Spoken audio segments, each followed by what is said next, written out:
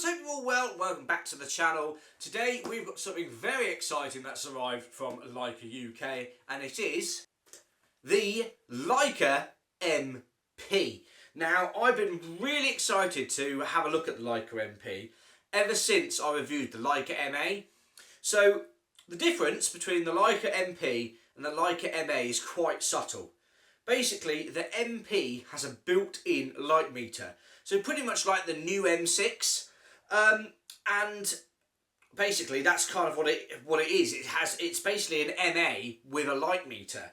Other things as well, because it does have that light meter, is it has a responsive, I'm going to call it, ISO dial. So this ISO dial goes from 6 ISO to 6400, and this obviously, no matter which film that you put on, or whether you're pulling film, pushing film, shooting it at stock speed, it will then correlate that into the light meter. So when you put it up to your eye and you half press it down, you get the traditional dot, that means you're perfectly exposed. You get the arrow pointing one way, it means you're underexposed, and the other arrow pointing down, that means that you are overexposed and you need to either adjust your aperture, shutter speed, etc. The other difference with the MP toward the MA is that they have different paint options. So the MA and the MP you can have in the silver chrome that silver chrome that we already know about and love. It's the same sort of style as my Leica M2 and various bits and pieces like that. And the actual MA, when I used it, was what made me purchase my M2 in the first place. As we can see, this colourway is slightly different. So this is the black paint. They're calling it black lacquer. It's basically the same thing. It's black paint. And what this will happen over time, as you can see, it's got a very glossy surface. And I can see where people have used this before, because this is a lone camera from Leica, that it's actually going to start doing the brassing process. So as we use this sweat, grub, rain, weather, etc., etc., this camera will weather, for want of a better word, and the paint will actually diminish and the brass body will shine through. I've seen some amazing examples of this and they look absolutely fantastic. This obviously has the rapid rewind system, like all the Leica cameras do, apart from obviously like the M2. So again, you go down, put a roll in, boom, straight away, lift this back up, and there you go. And do you know what? I'm so excited to take a look at this camera, because I've been very intrigued to think, would it make me shoot differently because there's a built-in light meter in it? Strapped to it today, Leica have been really kind to send me a 35mm Summicron f2 spherical. First time I've ever shot a 35mm lens. Never shot 35mm focal length in my life at all. The standard that I normally use is 50mm, as you guys might know on the channel, and the widest I've shot is a 21. So maybe the 35 might be the lens for me. Who knows? I'm going to do a separate video on that. As you guys might have been following the channel, I've been debating whether I'm going to shoot Ilford FP4 or HP5 for long term. And I'm kind of in the process of reviewing that. You've seen me review the FP4 on the Leica M2, and then also Ilford HP5 on the Nikon F5. I really do love the film stocks for both applications. I'm sort of more leaning towards the 400 speed film, just because it's a bit more usable for what I want it for. Without further ado, I've yabbered it on. Let's go and take the Leica MP with the 35 Summicron spherical out for a lovely stroll.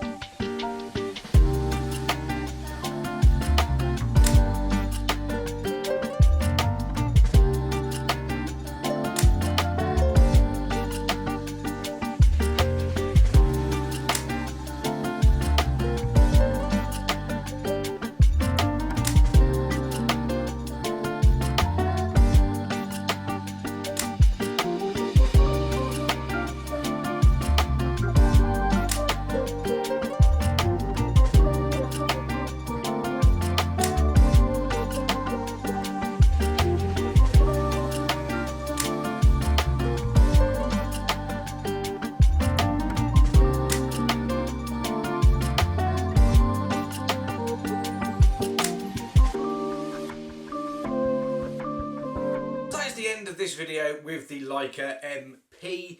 I just want to do my final thoughts on it, because while using it, there's a few things that I didn't think would be a problem or an issue to me, and they weren't issues as such, but they kind of hindered my experience with the camera, so I thought I'd just quickly share them.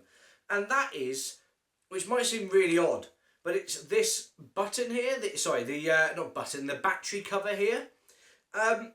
It's round, it's a little bit sticky out other than the body, but when I'm holding it, it just gets in the way, my finger's here, and it just, I don't know, for me, I don't think I've got that big, I haven't got massive hands, but it just feels rather odd. And every time I'm using the camera, my finger either slips off it, or it's like, pushed up against it, and it doesn't feel as comfortable as like using my Leica M2, for instance, that doesn't have a battery cover here for a light meter. And that neatly brings me over to the light meter itself. If you want to activate it, so you cock the shutter, and then you have to give a half press, and the arrows or the red dot will appear. So you have to hold this down, and then you adjust which, what aperture you want, etc, etc, and and go from there. But this half press, it takes, obviously we've got to note this does not have a soft release, button screwed into the thread. And I can imagine if you have a soft release, that will be like, this won't be an issue at all. But for those that don't have, and this particular model doesn't have it installed, is you really have to half press it, almost like you're just about to take a photo, and you half press, and then it's literally like another, not even a quarter of a press, and then it's on the shutter. That takes a bit of getting used to. I think if you're using this camera long term, I would certainly put a soft release on here. So if you're having the soft release on, it would be about here, I'd say, and then you'd be completely fine. There's no issues at all. Another thing is, I don't know if this is center weighted or spot weighted. Thinking about it, it's probably more likely to be spot weighted. So images came out, they were fine, I can't complain, but they weren't as exposed as I thought they were, if that makes sense, of how I metered them. Again, that's something like, you get used to if you use this camera day in, day out. I've only had it for a period of time, so, if I had it as a long-term investment, it's something that I just get used to. But I find it that if I'm doing my half press, see, right, instance, I've taken a photo, I haven't advanced, the light meter does not activate until you would cock the shutter and you're ready to take another photo. I think that's a bit of a missed opportunity. I think that light meter should be on all the time. But I understand why they've done it to conserve battery life and all that sort of stuff. But it's a little bit annoying. So if I'm here taking a photo and it goes, okay, right, I've got to then figure out, okay, right, am I going this way, am I going that way? Okay, cool. And again, it all comes down to user preference. If you like using a light meter, you'll find it completely fine and you'll be used to doing it. But say I've gone on a couple of instances, especially when we shot Fomapan, where I wanted to shoot around 5.6 and it was telling me to either shoot at f8 or 11. I didn't think that was correct personally myself. And likewise, when I wanted to shoot, again, say f4, it was saying that I had to shoot around, 2.5, 2.8. Again, not too sure why it's doing that. That may be because it's spot metering. But it's just something to consider if you're thinking about buying this camera, because it's a lot of money. Apart from that, everything else about this camera I absolutely love. I really do love it. The 35mm on here, I have to admit the frame lines are rather large in the viewfinder. Again, some people might like that. I personally find it a little bit tricky, mostly because I'm a 50mm user and I'm used to that. The slightly cropped in view, so I get a lot of, that's not in the frame, but I can still see it, where this, when you put it up to your eye for the 35, is, you know, you get a bit of room, but you're sort of looking about in it. If I change it all the way to a 28mm, it is pretty much the whole view, the whole viewfinder. So again, you know, if you're used to 35 or 28, you're getting good coverage, but on the 28 side, it really is using that whole viewfinder, which some people might find a bit, you know, a bit cramped. Apart from that, it's been an absolutely amazing camera. I cannot fault it, really. Again, another thing, and this is a little gripe, this is just my opinion of it, I really don't like the rapid finder. After, the rapid load system, I've never been that confident in it, and I don't know why. I guess it's just because I'm an old school person who's used to, you know, you open the back of the camera, it opens up, you put it in, and you put your film in this way. I really love the M2 loading system, and I know a lot of people absolutely hate it, they think it's awful, but you just can't go wrong with it. With this rapid system, I have had rolls snap midway through. Again, probably user error, but I've had enough of these cameras to, like the M6, I've had the MA, now I've had the MP, and I just don't feel confident sort of using them. Or I say use them in their, you know, intended sense. If I was on the streets, flipping the camera around, shoving a roll in quick and doing it, I would be a little bit hesitant. Maybe that's just me not using it correctly. I don't know. Leave your comments down below if you've had rolls snap in the past.